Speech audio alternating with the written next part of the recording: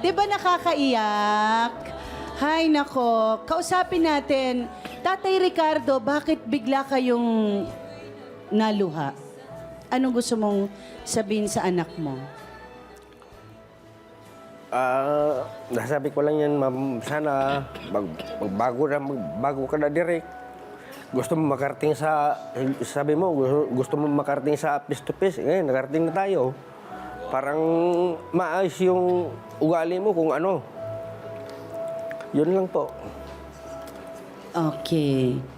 Derek, anong gusto mong sabihin kay tatay mo? Pa, sorry pa. Hindi ko anak. Siyempre, mahal kita, anak kita eh.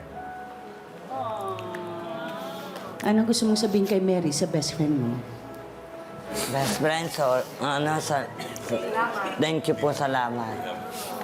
Best friend ang tawag niya sa'yo. Mary, may gusto kang sabihin kay Derek. Anong gusto mong sabihin sa best friend mo? Dito lang ako para sa'yo. Nag-ano ko kasi ako lang nakakaintindi sa'yo eh.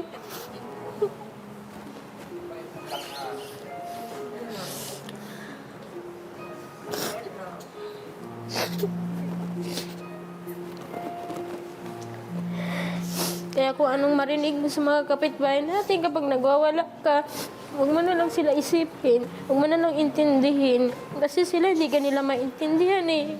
Pero ako naintindihan kita kasi alam kong ganyan ka. Ayun lang po.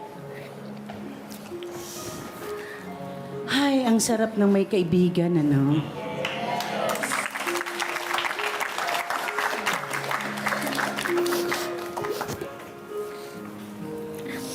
Para sa akin ang talagang pinakahigit na masarap palakpakan si Mary May.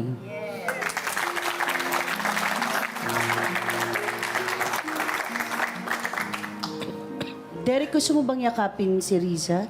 Sige, yakap kayo. Oh, Riza, go.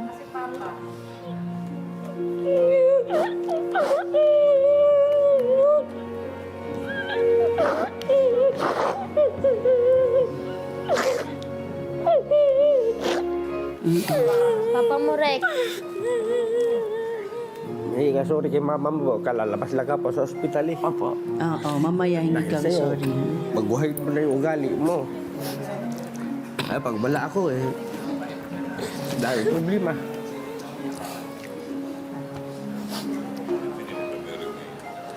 Maraming salamat sa ating mga panauhin ngayon. Derek, hintayin mo na lang, no? At magbibigay din tayo ng mga pang grocery sa nanay nila. Nakakalabas lang din kasi ng hospital. Okay.